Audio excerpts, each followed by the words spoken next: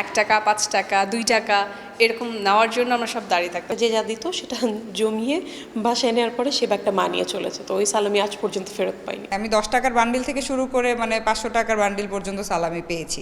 ঈদ এলেই ছোটবেলার নানা স্মৃতি ভিড় করে অনেকের মনেই। সারাদিন রোজা রাখা, ইফতারের অপেক্ষা আর ঈদের দিনের আনন্দ সব মিলিয়ে এক অন্যরকম অনুভূতি। বিশেষ করে ঈদের সকাল মানেই ছিল সালামির অপেক্ষা। পরিবারের বড়দের কাছ থেকে সেই সালামি পাওয়ার আনন্দই ছিল ছোটবেলার ঈদের সবচেয়ে বড় আকর্ষণ। সময় বদলাচ্ছে, দায়িত্ব বেড়েছে, তবু ঈদ এলেই শোবিজ তারকারা ফিরে যান সেই ছোটবেলার দিনগুলোতে। রোজা রাখা, ঈদের প্রস্তুতি আর পরিবারের সঙ্গে কাটানো মুহূর্তের স্মৃতিতে।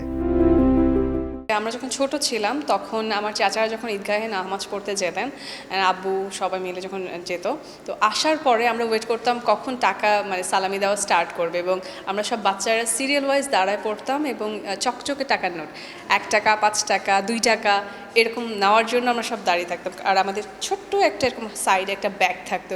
ফলের নির্যাস ও দুধের সমন্বয়ে পোলার টর্নেডো গ্রিন অ্যাপল আইসক্রিম। মন ভালো থাক।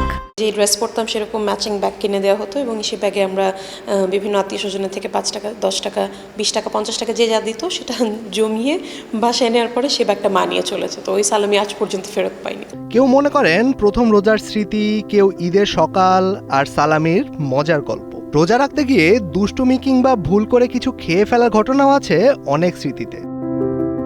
জাস্ট ইফতারের আগে আম্মু শরবত বানাচ্ছে, তো আমাকে বলতেছে যে আমি শরবতের চিনি ঠিক আছে কিনা বা মিষ্টি কম বেশি হলো কিনা দাও, আমি খেয়ে দেখতেছি, আমি খেয়ে ফেলছি 1 চামচ। ছোলা বুট আমার খুব পছন্দ, তো ছোলা বুট আম্মু সিদ্ধ করে রাখছে, তাকে আমি নিয়ে একটা মুখে দিয়ে দিলাম। তো তখন আল্লাহ আমি তো রোজা।